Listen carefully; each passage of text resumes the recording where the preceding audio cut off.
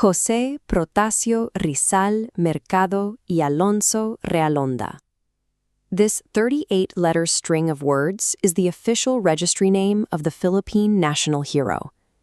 Millions of students are required to memorize this sequence, yet the mismatch located right in the middle of it often goes unexamined.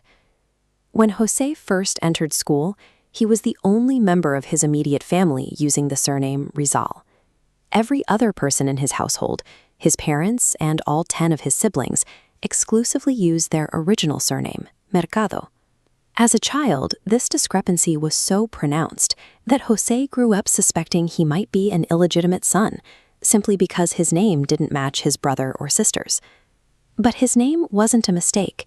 It was a strategic, protective identifier created to keep him safe.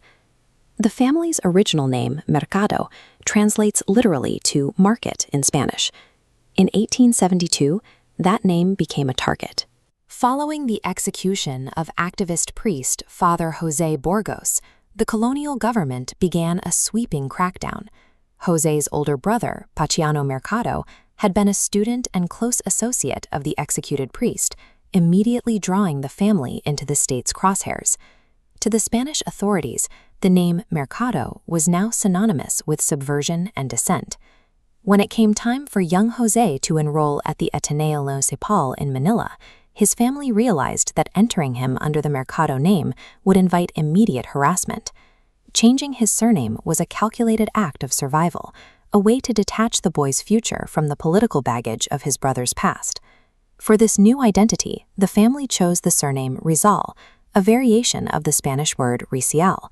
The word refers specifically to a green field ready for harvest, or the new growth that appears after a crop has been cut. It was a fitting choice for a family that made their living by tilling the soil and managing vast agricultural lands.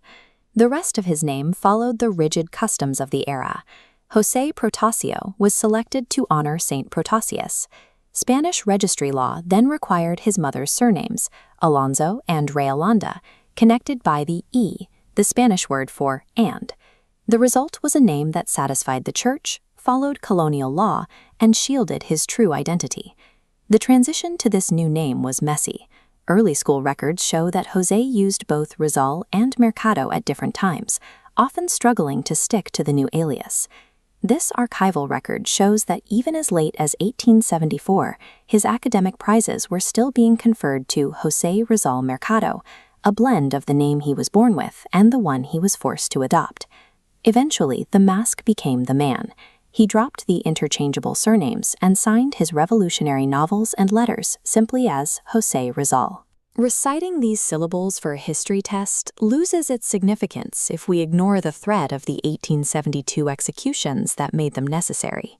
The full name records his family's faith, his mother's lineage, and the specific moment when his household was forced to invent a new identity to survive.